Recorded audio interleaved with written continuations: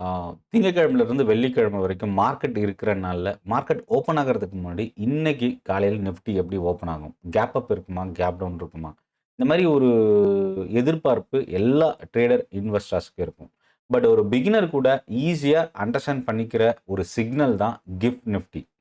Gift Nifty market open ஆகுறதுக்கு முன்னாடியே அது ட்ரேட் ஆயிட்டு இருக்கும். 24 ஹவர்ஸ் அப்ராக்ஸிமேட்டா 21 மணி நேரம் ட்ரேட் ஆகுது ஒரு நாளைக்கு. ஸோ, அப்ப இந்த கிஃப்ட் நிஃப்டியோட ட்ரெண்ட பொறுத்து மார்க்கெட்ட வந்து நம்ம ஈஸியா ஓப்பன் ஆகுறதுக்கு முன்னாடி, இன்னைக்கு கேப் அப் இருக்குமா? கேப் டவுன் இருக்குமான்றத நம்ம தெரிஞ்சுக்கலாம். இன்னைக்கு வரைக்கும் அத வந்து ஒரு சென்டிமெண்டல் இண்டெக்ஸ் அப்படின்னு கூட சொல்லலாம். இன்னைக்கு மார்க்கெட் எப்படி ஓப்பன் ஆக போகுதுன்றத முன்கூட்டியே தெரிஞ்சுக்கக்கூடிய ஒரு விஷயமாவும் பார்க்கலாம். சிக்னல் அப்படின்னு கூட சொல்லலாம். ஸோ, இந்த கிஃப்ட் நிஃப்டினா என்ன? இதுல இந்தியன் ரெசிடென்ட் நம்ம இந்தியால இருக்கிறவங்க இன்வெஸ்ட் பண்ண முடியுமா? இல்ல ட்ரேட் பண்ண முடியுமா? ஸோ, கிஃப்ட் நிஃப்டின்றது ஃபர்ஸ்ட் விஷயம் நம்ம தெரிஞ்சுக்க வேண்டியது, இது ஒரு ஃபியூச்சர் கான்ட்ராக்ட். இதுல ஒவ்வொரு விஷயமா அடுத்தடுத்து நான் உங்களோட ஷேர் பண்ண போறேன். மிஸ் பண்ணாம, ஸ்கிப் பண்ணாம இந்த வீடியோவ கம்ப்ளீட்டா வாட்ச் பண்ணுங்க. சென்னை ட்ரேடிங் அகாடமி தமிழ்ல ஸ்டாக் மார்க்கெட்ட ஈஸியா நீங்க லேர்ன் பண்றதுக்கான ஒரு பெஸ்ட் யூடியூப் சேனல். சப்ஸ்கிரைப் பண்ணி வாட்ச் பண்ணுங்க. இந்த வீடியோ புடிச்சிருந்தா லைக் பண்ணி சப்போர்ட் பண்ணுங்க. இப்ப வீடியோக்குள்ள போகலாம். ஆ, ஏப்ரல் 4ஆம் தேதி ஆப்ஷன் ட்ரேடிங்க்கான ட்ரெய்னிங் செஷன் சென்னை தாம்பரம்ல நடக்குது. இந்த ட்ரெய்னிங் கலந்துக்கிறதுக்கான லிங்க் வீடியோட டிஸ்கிரிப்ஷன்ல இருக்கு. என்னோட டெலகிராம் குரூப்போட லிங்க்கும் டிஸ்கிரிப்ஷன்ல இருக்கு. கிளிக் பண்ணி ரெஜிஸ்டர் பண்ணிக்கங்க. கிஃப்ட் நிஃப்டி நிஃப்டி 50யோட ஒரு ஃபியூச்சர் கான்ட்ராக்ட் 24 ஹவர்ஸ்ன்னு கூட சொல்லலாம். ஏன்னா, கிட்டத்தட்ட 21 மணி நேரம் ஒரு நாளைக்கு ட்ரேட் ஆகும். ஸோ, அப்போ என்னன்னா, இது எப்படி ட்ரேட் ஆகுது அப்படின்னா, கிஃப்ட் சிட்டி அப்படின்னு சொல்லிட்டு குஜராத்ல ஒரு ஆஃப்ஷோர் என்டிட்டி அப்படின்னு கூட சொல்லலாம். கிஃப்ட் சிட்டில தான் இது ட்ரேட் ஆகுது. NSC international exchange. இதுல தான் இந்த கிஃப்ட் நிஃப்டி ட்ரேட் ஆகுது. இந்த என்எஸ்சி இன்டர்நேஷனல் எக்ஸ்சேஞ்சில ட்ரேட் ஆகுற இந்த கிஃப்ட் நிஃப்டி ஒரு ஃபியூச்சர் கான்ட்ராக்ட் மட்டுமே. இப்ப இதுல நம்ம இந்தியால இருந்து இன்வெஸ்ட் பண்ண முடியுமா? அப்படின்னா, இன்வெஸ்ட் பண்ண முடியாது. அதாவது investment in the sense trade பண்ண முடியுமா இந்த ஃபியூச்சர் கான்ட்ராக்ட் அப்படின்னா, ட்ரேட் பண்ண முடியாது. இந்த கிஃப்ட் நிஃப்டி எப்படி ஆரம்பிச்சது அப்படின்னா, இதுக்கு முன்னாடி சிங்கப்பூர்ல எஸ்ஜிஎக்ஸ் நிஃப்டி அப்படின்னு ஒரு கான்ட்ராக்ட் ட்ரேட் ஆச்சு. சிங்கப்பூர் எக்ஸ்சேஞ்சில. அதோட சிக்னல பேஸ் பண்ணி தான் நம்ம இதுக்கு முன்னாடி வந்து நிஃப்டியோட ஓப்பனிங் எப்படி இருக்கும்ன்றத தெரிஞ்சுக்கிட்டோம்.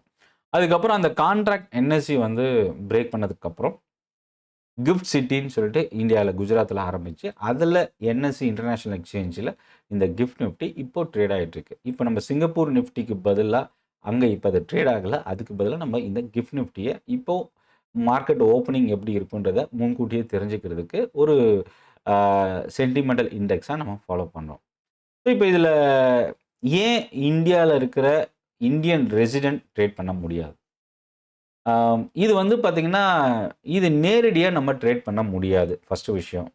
லிபரலைஸ்டு ரெமிட்டன்ஸ் ஸ்கீம் அப்படின்னு ஆர்பிஐல இருக்கு. Foreign exchange management act FEMA. இந்த 2 சட்டம் தான் நமக்கு இங்க ரொம்ப ஒரு முக்கியமான விஷயத்த சொல்லுது. அப்போ என்னன்னா, இந்த லிபரலைஸ்டு ரெமிட்டன்ஸ் ஸ்கீம் எல்ஆர்எஸ். இந்த எல்ஆர்எஸ் வந்து யுஎஸ் ஸ்டாக்ஸ் நம்ம வாங்கலாம். கிஃப்ட் சிட்டி மூலியமா யுஎஸ்ல இருக்கிற ஸ்டாக்ஸ்ல நம்ம இன்வெஸ்ட் பண்ணலாம். இதுல என்ன இந்த எல்ஆர்எஸ் மூலியமா என்ன பண்ண முடியாது அப்படின்னா, ஃபியூச்சர்ஸ் அண்ட் ஆப்ஷன்ஸ் வந்து ட்ரேட் பண்ண முடியாது. ஏன் பண்ண முடியாதுன்னா, நிஃப்டியோட கான்ட்ராக்ட் சைஸ் வந்து ஒரு ரூ. 15,00,000. நம்ம வந்து மார்ஜின் பே பண்ணி பண்ணும்போது, அது வந்து குறைவான அமௌண்ட் இருந்தாவே நம்ம அத பண்ண முடியும். இது எல்லாமே தாண்டி இந்த இன்டர்நேஷனல் அ எக்ஸ்சேஞ்ச்ல ரொம்ப முக்கியமானது நம்ம டாலர்ல தான் ட்ரேட் பண்ண முடியும். ஸோ, ஆர்பிஐ ரூல் என்ன சொல்லுது அப்படின்னா, ஒரு இண்டிவிஜுவல் பெர்சன் $2,50,000 தான் மேக்ஸிமம் இங்கிருந்து வெளிநாட்டுக்கு இன்வெஸ்ட் பண்றதோ, இல்ல அனுப்புறதோ பண்ண முடியும். ஒரு வருஷத்துல. ஸோ, அப்ப இதுல என்ன ஆகும் அப்படின்னா, இன்கேஸ் இந்த ட டாலர்ல நம்ம இந்த எக்ஸ்சேஞ்ச்ல ட்ரேட் பண்றதுனால, இது வந்து எல்ஆர்எஸ் மூலியமா தான் நம்ம பண்ற கணக்கு. ஒரு இண்டிவிஜுவல் பெர்சனுக்கு $250,000 தான் மேக்ஸிமம் லிமிட் செட் பண்றாங்க.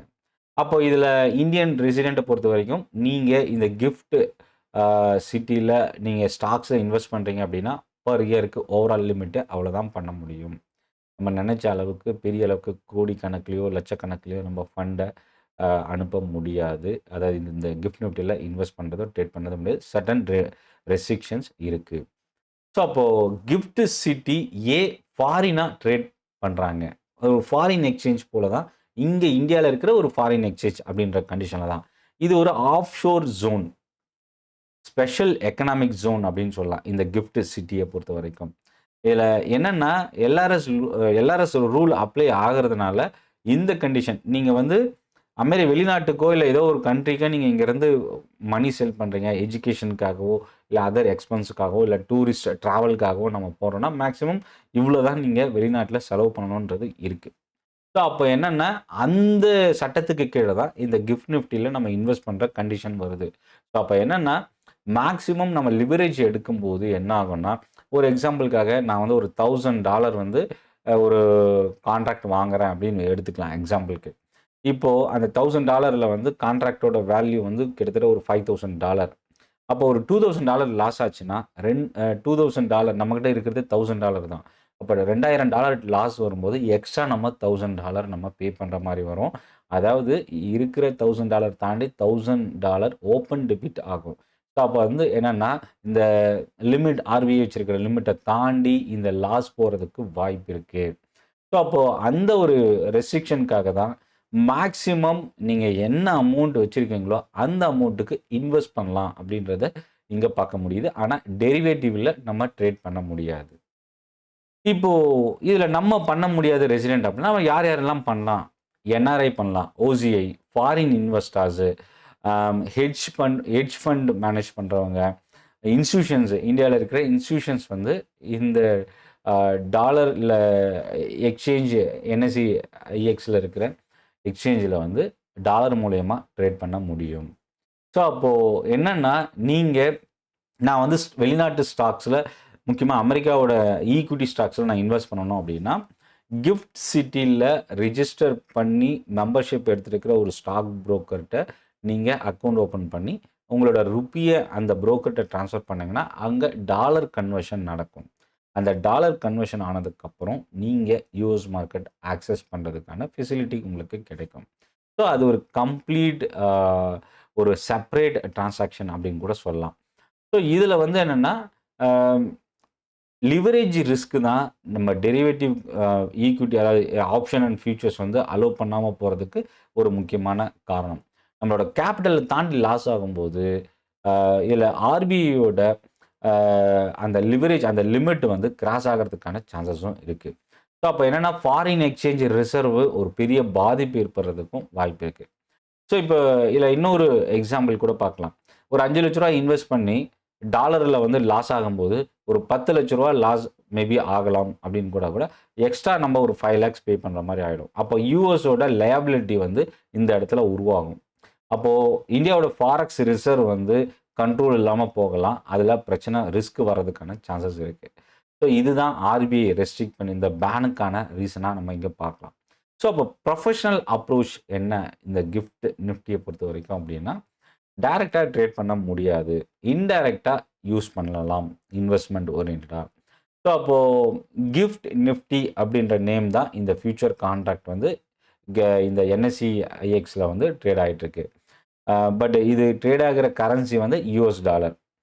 காலையில 6 மணிலிருந்து 3:40 வரைக்கும், 4:35லிருந்து வெடிகாலம் 2:45 வரைக்கும் இது ட்ரேட் ஆகுது. Best time to check. இந்த கிஃப்ட் நிஃப்டிய காலையில 6 மணிக்கு எழுந்து நீங்க செக் பண்றீங்கன்னா, அது தவறா போறதுக்கு வாய்ப்பு இருக்கு. 7 மணிக்கு செக் பண்றீங்கன்னா, அது தவறா போறதுக்கு வாய்ப்பு இருக்கு. ஆனா இந்த 8:30 மணிலேருந்து 9 மணி வரைக்கும் கிஃப்ட் நிஃப்டியோட லெவல் தான் மார்க்கெட் ஓப்பனிங்க்கு ஹெல்ப் பண்ணுது அப்படின்னு சொல்லலாம். அத பேஸ் பண்ணி தான் நடக்குதுன்னு சொல்லலாம். இப்போ இத ஒரு எக்ஸாம்பிளா எடுத்துக்கிட்டோம்னா, 80 டூ 100 பாயிண்ட்ஸ் வந்து கிஃப்ட் நிஃப்டி காலையில பிளஸ்ல இருக்கு அப்படின்னா, மார்க்கெட் ஒரு பாசிட்டிவ் ஓப்பனிங். 100 பாயிண்ட்ஸ் ஒரு டவுன்ல கிஃப்ட் நிஃப்டி ட்ரேட் ஆயிட்டு இருக்கு. அதாவது 8:30 டூ 9ல 100 பாயிண்ட்ஸ் டவுன்ல ட்ரேட் ஆகுது அப்படின்னா, மார்க்கெட் வந்து ஒரு கேப் டவுன் ஓப்பனிங்க்கான சான்சஸ் இல்ல பேரிஷ் மொமெண்டம் இருக்கிறதுக்கான சான்சஸ் இருக்கு. ஒரு ஃப்ளாட் ஓப்பனிங் அப்படின்னா, அது ஒரு நியூட்ரல் ஸ்டான்ஸோட நிஃப்டி ஓப்பன் ஆகுறதுக்கான சான்சஸா பார்க்கலாம். ஸோ, இப்ப நம்ம என்ன பண்ணலாம்? கிஃப்ட் நிஃப்டில ட்ரேட் பண்ண முடியல. வேற ஏதாவது ஆப்ஷன் இருக்கான்னா, கிஃப்ட் நிஃப்டியோட ஃபியூச்சர் கான்ட்ராக்ட்ட வச்சு நம்ம நிஃப்டியில் 9:15க்கு மார்க்கெட் ஓப்பன் ஆனதுக்கப்புறம் நிஃப்டி 50ல் இருக்கிற ஃபியூச்சர் கான்ட்ராக்டை வந்து நம்ம ட்ரேட் பண்ண முடியும். அதோட ஆப்ஷன் கான்ட்ராக்ட்ஸை ட்ரேட் பண்ண முடியும். ஸோ நம்ம கிஃப்ட் நிஃப்டியிலேருந்து சிக்னலை எடுத்துக்கிட்டு நம்ம இந்தியன் மார்க்கெட்டில் என்எஸ்சியில் ட்ரேட் ஆகிற நிஃப்டியோட ஆப்ஷன்ஸோ இல்லை ஃபியூச்சர்ஸோ நம்ம ஃபோக்கஸ் பண்ணலாம். ஸோ அது ஒரு விஷயமா பார்க்கலாம். இப்போது இந்த கிஃப்ட் நிஃப்டியோட செட்டில்மெண்ட் என்ன? இது வந்து யூஎஸ் டாலரில் தான் செட்டில்மெண்ட் நடக்குது. கேஷ் செட்டில்மெண்ட் தான். ஏன்னா இண்டெக்ஸ் ஃபியூச்சர், இண்டெக்ஸ் ஆப்ஷன் வரும்போது கேஷ் செட்டில்மெண்ட் தான். இப்போ இந்த கிஃப்ட் நிஃப்டியில் இருக்கிற பெரிய ப்ளஸ் என்ன அப்படின்னா, நம்ம இந்தியன் மார்க்கெட்டில் ட்ரேட் பண்ணும்போது செக்யூரிட்டி டிரான்சாக்ஷன் டேக்ஸ் இருக்குது, கேபிட்டல் கெயின் டேக்ஸ் இருக்குது. ஆனால் இங்கே கிஃப்ட் நிஃப்டியில் 0 எஸ்டிடி, 0 கேபிட்டல் கெயின் டேக்ஸ். அது ஒரு பெரிய அட்வான்டேஜ் அப்படின்னு சொல்லலாம். டொமஸ்டிக் மார்க்கெட்டில் இருக்கிற நிஃப்டி ஃபியூச்சரை விட ரொம்ப சீப்பானது கிஃப்ட் நிஃப்டி அப்படின்னு சொல்லலாம். ஸோ அப்போ என்னென்னா, ஒரு குளோபல் பிளாட்ஃபார்ம் இங்கே லான்ச் ஆகிருக்கு இந்தியாவை பொறுத்த வரைக்கும். இதில் வந்து நீங்கள் அக்கௌண்ட் ஓப்பன் பண்ணால் இன்வெஸ்ட் பண்ணலாம். கிஃப்ட் நிஃப்டியில் ட்ரேட் பண்ண முடியாது. But institutions, NRI, hedge fund manage பண்ணுறவங்க இவங்க ஆக்சஸ் பண்ணுறதுக்கான ஒரு விஷயமா நம்ம இங்கே பார்க்கலாம்.